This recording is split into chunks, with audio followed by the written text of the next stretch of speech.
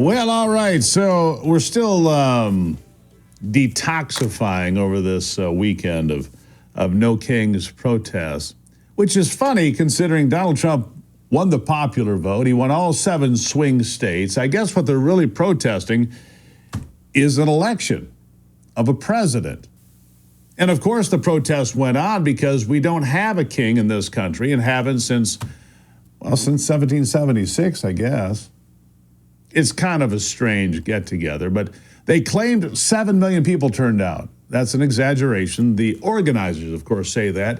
It's probably exaggerated by about double, according to all the numbers I've seen, because the crowd density, the number of people turned out, so on and so forth. If you extrapolate it out, it's more like 3.5 or 4 million people. Hey, it's a big protest. Great. But for what?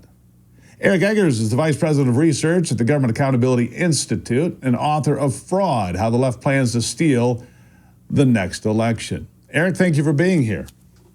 Hey, it's my pleasure.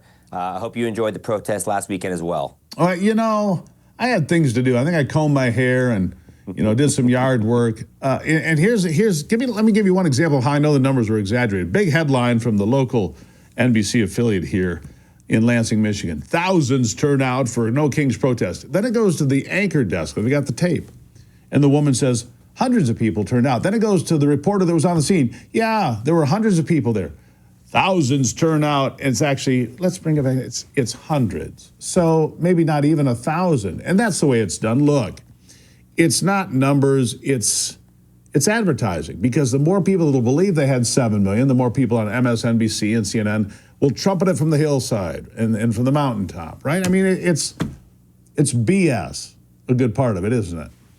Oh, absolutely. Like you, I had weekend plans. I actually was traveling for a youth soccer tournament. Yeah. And one of my high-maintenance daughters wanted Starbucks, so I pulled off the interstate and I drove by a protest of 3 people, literally 3 people. I drove by, I know. And and what's sad is well, you do me a favor. Hold on right there. Describe the 3 people that you saw. Oh, you already know exactly what they look like, right? Because this is No Kings 2.0. They were hoping it would be a sequel on the level of Godfather 2. Unfortunately, it's been cast by people from Cocoon 3, because these are aging boomers. They're the old, the old saggy skin hippies. Yep. It's the people who, there's all this money, and we've done a lot of research here. Yeah. I'm actually surprised they don't show up in VW microbuses with peace signs painted on the side. They could have been hanging out the windows with them. I know. This is their Woodstock all over again. Yeah. It's the same thing with the Hollywood people. I've seen all the reports of all the actors that showed up at these places. And to be clear, we can dismiss that part of it, and I do think that's a major part of it. But then there's also, you saw the teacher in Chicago who's mimicking the Charlie Kirk assassination, and there is a violent language aspect to I think she may have lost her job, potentially, celebrating the murder of Charlie Kirk, and others lamenting the fact that Donald Trump wasn't murdered in Butler, Pennsylvania, assassinated, lamenting the fact that this politician, this president, not a king, this president wasn't murdered. It's well, as Donald Trump would say, it's sick. They're sick people. Anybody who would applaud the murder of Charlie Kirk, who's having a conversation, my friend Charlie, murdered in front of a live audience on streaming and 3,000 college kids, they think that's a good thing. What the hell is wrong with these people?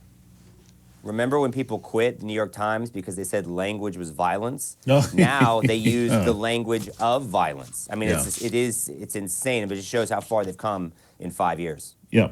So let's say, for the sake of argument, that their number of 7 million is right. It's not. It's wildly exaggerated. The ACLU and others claim this official number. Of course, they're one of the organizers. The biggest protest in recent memory happened in November. I think it was the 5th of November. 77 million people protested the stupidity of socialism and communism by voting for President Trump, giving him a landslide victory, taking all 7 swing states without exception, winning the popular vote over those that would bring you more woke politics and nonsense. There it is. Oh, absolutely. And by the way, not just how the left gets votes from all the major urban areas.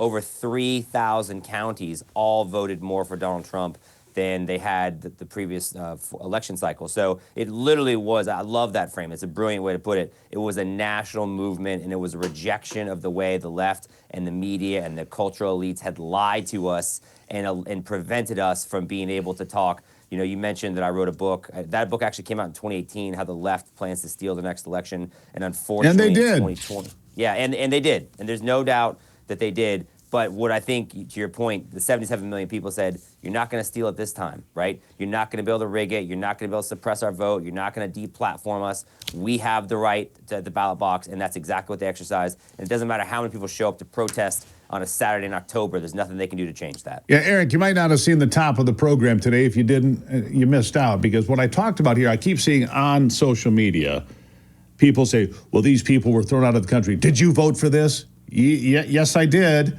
They're dismantling the Department of Education. Did you vote for this? Yep, I voted for that. They're sending the National Guard into American cities.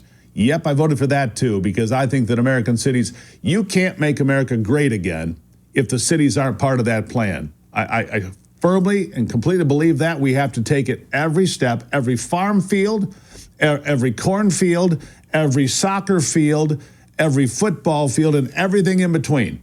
To make America great, you've got to do it across the board. You can't do it selectively. What do you say?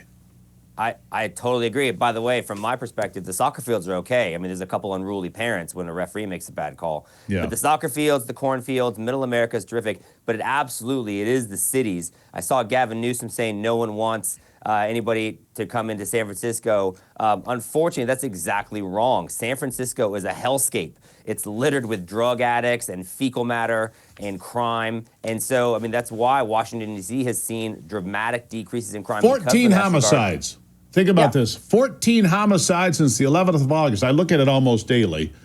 14 homicides. That would equate to 14 homicides, 70 days.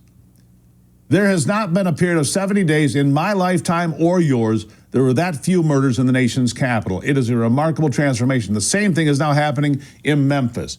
It's going to happen in New Orleans. Oh, and by the way, the Ninth Circuit Court of Appeals, a 3-judge panel yesterday said, yep, go ahead, send the National Guard to Portland, Oregon. Hello, Portland, we're on the way. Don't worry, help is coming. I'll give you the last word. No, I think that you know that it's working when the liberal mayor of Washington, D.C., Muriel Bowser, even says, look, we're glad this happened. And so the mayors of these other cities, they hate to admit it because they've run so poorly. It takes Donald Trump and law enforcement to save America's cities. And that is, I think, as you noted correctly, a next and correct step in making America great. Real quick, how can they find you, Eric? You can find me on Twitter at Eric_Eggers, and I do a podcast with Peter Schweizer called The Drilldown, which we would love for you to check out. It's at thedrilldown.com. And I'd love to have Peter on the program anytime as well. He's done some great work, as you know. Really appreciate you being here. Hey, thank you. My pleasure.